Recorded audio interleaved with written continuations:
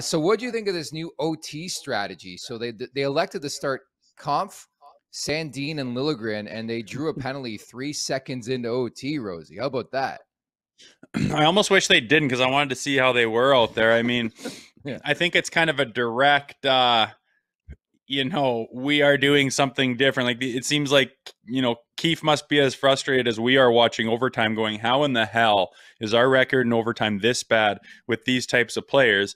And what do I mean by these types of players? I mean, they're the most offensively gifted guys in the NHL, and they've got a handful of them on that roster. And Keefe says no more, man. You guys have been going too offense, and we're getting, we'll win the draw and we'll get first possession. It's kind of like a coin flip in the NFL. Like who gets first possession is pretty huge.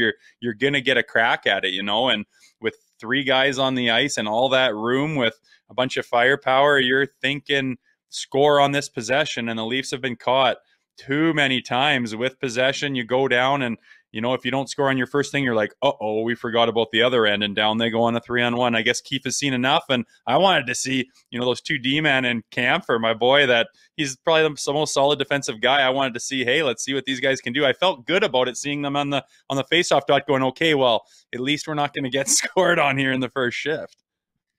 Yeah, but the strategy was so intriguing because let's say Calgary gets possession, they score, then obviously the critics are going to be there. And like, how do you not have Matthews? How do you not have Nylander, the red hot Mitch Marner, Tavares on the ice? Like, it really is a fascinating conversation.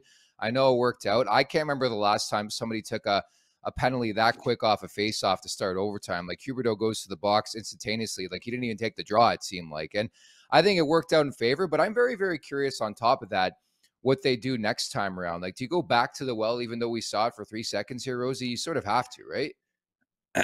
Well, see, depends what's going on out there. Maybe Yeah. he kind of rattled the cage enough by having those guys sit on the bench and be like, wow, he's serious. He's seen enough of our overtime bullshit. Like, I mean, if they did score on them, that's the thing. I don't think they would score on them because those guys were going to be shutting it down and keeping everything to the outside. And, maybe that first shift gets down, they get off the ice, and then you get those big boys out there. But, I mean, all you do know is when you do put those big boys out in this whole year, they get scored on. So why not change it up? If they did, they'd be like, well, I guess we're just bad at overtime. But you had to change something, man. They have been abysmal in overtime, and I think it was just kind of more of a change it up, rattle the cage a little bit. Hey, you guys aren't going to be out there because you haven't proven yourselves in overtime, and kind of a reality check for those big boys. Yeah, they're rolling. Yeah, everyone's on their streak, but you in this specific situation, 3-on-3, those guys have not been getting it done this year. So you miss your time on there to start at least. So I didn't mind it at all. Why go back to